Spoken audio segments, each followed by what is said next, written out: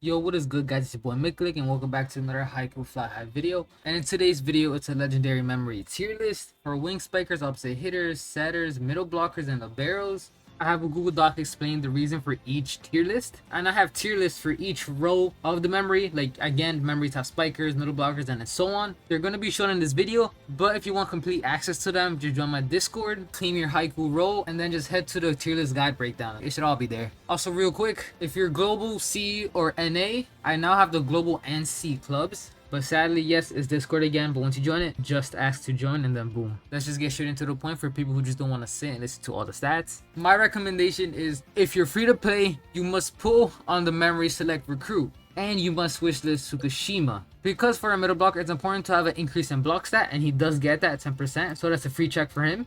And when a Equipper casts a block ultimate, and the opponent spiker has a debuff, increases this block power by 60% of Equipper's block stat. So this is essentially the best middle blocker memory. So you're gonna want to first pull for this, and once you're done with this, then you have the choice to really pull for Mythic Memory Recruit or just a Memory Recruit. Still, if you're free to play, my best bet is Memory Recruit. Why? Because in the Mystic Memory Recruit, you check pull info, 86% chance to get rare rarities, 12% chance to get epic rarities, and 1.25% chance to get mythic, but that's only including pity. Drop rate's actually 0.20%, and then, you know, the rest is crazy high.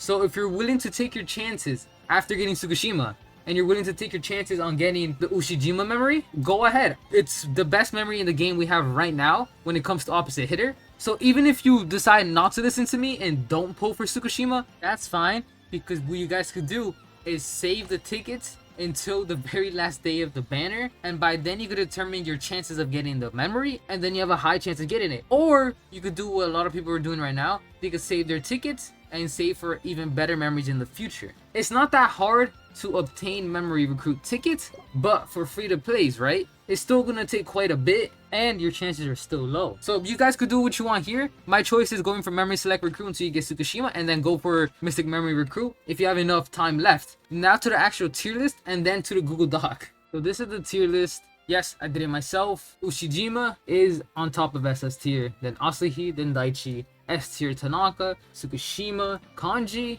Izumi, I forgot his name.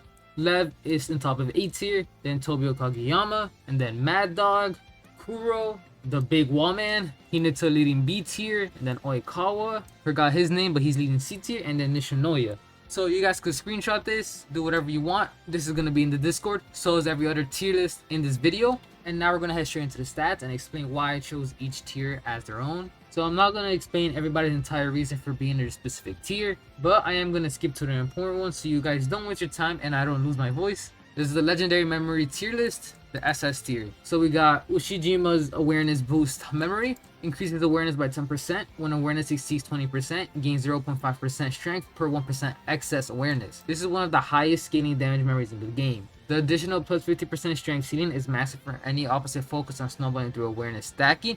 Even though it requires setup, its scaling rewards outweigh nearby all effects. Tsukushima, a block boost, plus 10% block when using a block ultimate against debuff opponents, add plus 60% block scaling, great synergy in debuff teams with strong stat scaling for an already high impact row. It gives a reliable damage spike when using the right comps. So he has very good defense, great synergy with Karasuno nonetheless. Everyone has most of the Karasuno guys, so having this memory is gonna make Tsukushima even better. And if you put on the standard memory recruit banner, and you got, let's say, Daichi or Asahi, you're fine. Asahi gives very good power spike damage. His output's very, very good. Daichi gives plus 10% receipt for every 20 stamina consumed. He makes any power type allies gain a grit stack, plus 2% power attack, max 10 stacks.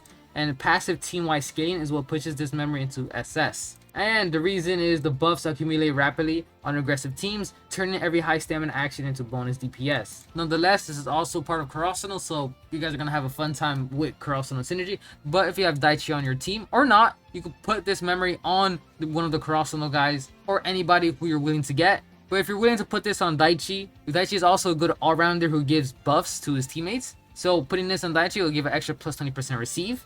You know, if we skip to what I wrote down here, and essentially it's just telling you what to do if you're free to play, low spending, and then if you're a Weiho, and it tells you just basically steps. So basically the alternate picks if you don't get Ushijimi are essentially Daichi, Asahi, and anybody that you saw on the tier list that was right on SS tier.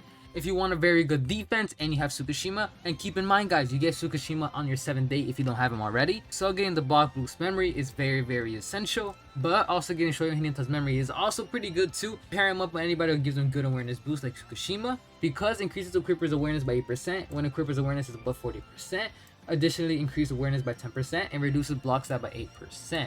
Keep in mind guys, if you end up getting the Tobio Kageyama memory, you're essentially limited to only setters that can setter dump, because when Equipper casts Setter Dump Ultimate, increases their awareness by 10% plus 15% of their awareness. So if you have a setter and he doesn't have Setter Dump, this memory is essentially useless. All it could give you is Surge Stat by 10%. This is why it's mainly for Kageyama, and the same reason goes for Nishinoya.